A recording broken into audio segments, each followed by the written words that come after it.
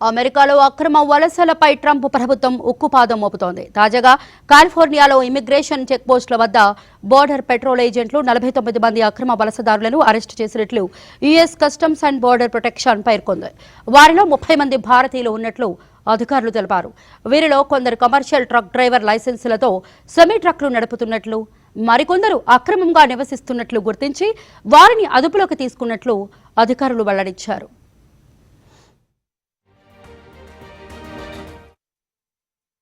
అమెరికాలో ఇటీవల ట్రక్కు ప్రమాదాల్లో పలువురు ప్రాణాలు కోల్పోవడంతో ట్రంప్ ప్రభుత్వం విదేశీ ట్రక్ డ్రైవర్లకు వర్క్ వీసాలు, కమర్షియల్ డ్రైవింగ్ లైసెన్సుల జారీని ఇప్పటికే నిలిపివేసింది.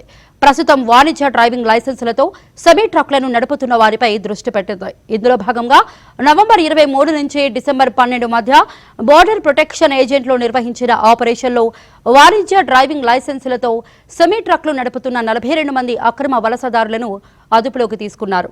వారిలో 30 మంది భారత్కు చెందిన వారు కాగా మిగిలిన వారు చైనా, మెక్సికో, రష్యా, తుర్కీ మొదలైన దేశాలకు చెందిన వారున్నారు.